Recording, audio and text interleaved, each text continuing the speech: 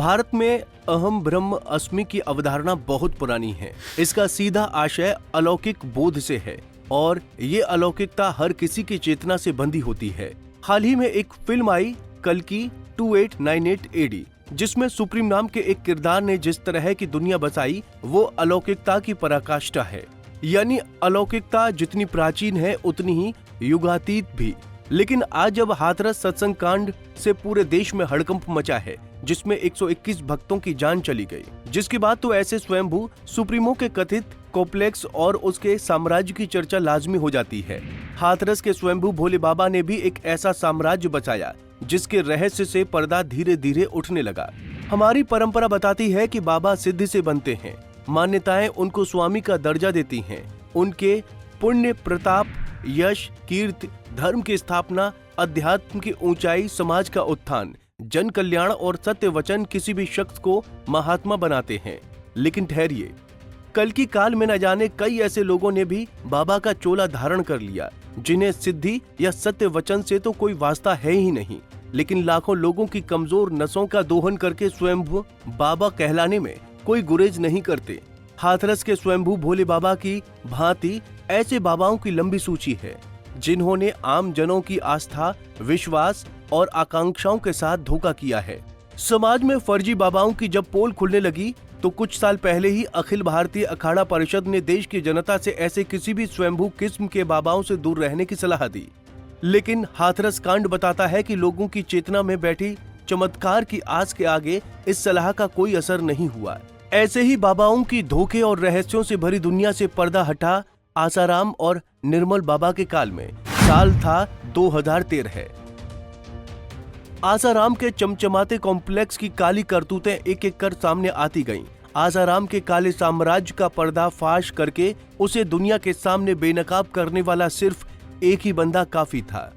चौंकाने वाला वाकया तो तब सामने आया जब आसाराम के साथ ही उसका बेटा नारायण साई भी उसी काले साम्राज्य का हिस्सेदार के रूप में सामने आया। बाप बेटे की जोड़ी ने पाप की हर सीमा लांघ दी। आसाराम का हर आश्रम किसी अंडरवर्ल्ड से कम साबित नहीं हुआ।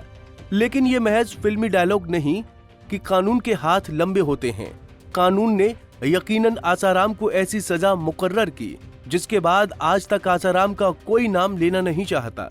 आसाराम की तरह ही स्वयंभू बाबाओं के इस लिस्ट में ना जाने कितने ही इच्छाधारी और नामधारी हैं और ना जाने कितने ही आम लोगों का इनके चंगुल में आर्थिक, मानसिक और दैहिक शोषण हो चुका है। लेकिन हैरत की बात तो ये है कि ऐसे बाबाओं का सम्मोहन और काले जादू का खेल बदस्तूर जारी रहा। इनकी ताकत के आगे सत्ता और प्रशासन सभी नतमस्तक रहे।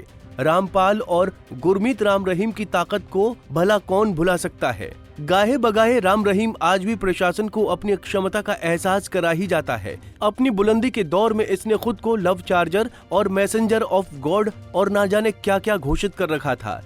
अल्ट्रा मॉडर्न लुक और स्पार्क से लैस राम रहीम ने गरीबों का मसीहा और किसी भी मजहब से परे खुद को ईसा घोषित कर रखा था। लेकिन परतें जब उतरी तो ईसा का सारा सच सामने आने लगा और आज हकीकत क्या है सबको पता है। इसी कड़ी में निर्मल बाबा की कहानी भी सबको याद होगी, जिसका इलाज लाल चटनी और हरी चटनी के लिए मशहूर रहा है। हर दुख का इलाज समोसे बांटो, गोलगप्पे खिलाओ, लेकिन अकाउंट में पैसे डलवाना मत भूलो। हर टीवी चैनल पर निर्मल बाबा के स्लॉट बुक होते थे। इससे जितने पैसे आते थे उतनी ही टीआरपी भी मिलती थी। बाबा के कथित चमत्कार के सब मुरीद थे, लेकिन कहते हैं ना एक दिन हर किसी का अंत होता है। फिर जांच पड़ताल के बाद जब शिकंजा कसा तो इस बाबा के प्रभा मंडल का भी काउंटडाउन होने लगा। स्वयंभू बाबाओं की दुनिया में ऐसे अनेक फर्जी अवतरण हुए हैं जिन्होंने राष्ट्रीय ख्याति पाई है, जबकि प्रदेश जिला स्तर पर ऐसे बाबाओं की आज भी कमी नहीं। गांव में तो ऐसे बाबाओं की भरमार है, चाहे वो कोई भी गांव हो, समाज हो या फिर समुदाय हो। जिधर नजर जाएगी ऐसे बाबाओं का चेहरा नजर आएगा। सबसे हैरत की बात तो यह है कि अंधविश्वास पर रोक लगाने के लिए राज्यों ने कड़े कानून भी बनाए हैं, लेकिन आस्था और श्रद्धा के नाम पर अंधविश्वास फैलाने वाले लोगों को मानसिक तौर पर कमजोर बनाने वाले खेल पर सीधी रोक कभी नहीं लगी। और यही वजह है कि कभी रामपाल जैसा बाबा पकड़ा जाता है जिस पर देशद्रोह का मुकदमा चलता है, तो रामवृक्ष यादव जैसा अपराधी प्रवृत्ति का किरदार सामने आता है, तो कभी पैसे लेकर लोगों की गोद में बैठने वाली राधे माँ का वीडियो वायरल होता है। तो कभी रैकेट चलाने का आरोपी इच्छाधारी नाम से मशहूर भीमानंद की काली करतूत उजागर होती है।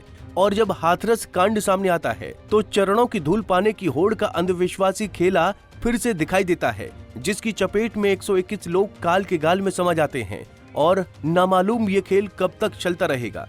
Bureau report, Punjab Kesari TV. हमसे जुड़े रहने के लिए हमारे YouTube चैनल को सब्सक्राइब करें और नई वीडियो की नोटिफिकेशन के लिए बेल आइकॉन को दबाएं। अगर आप ये वीडियो Facebook पर देख रहे हैं तो लाइक जरूर करें और ज्यादा से ज्यादा शेयर करें। धन्यवाद।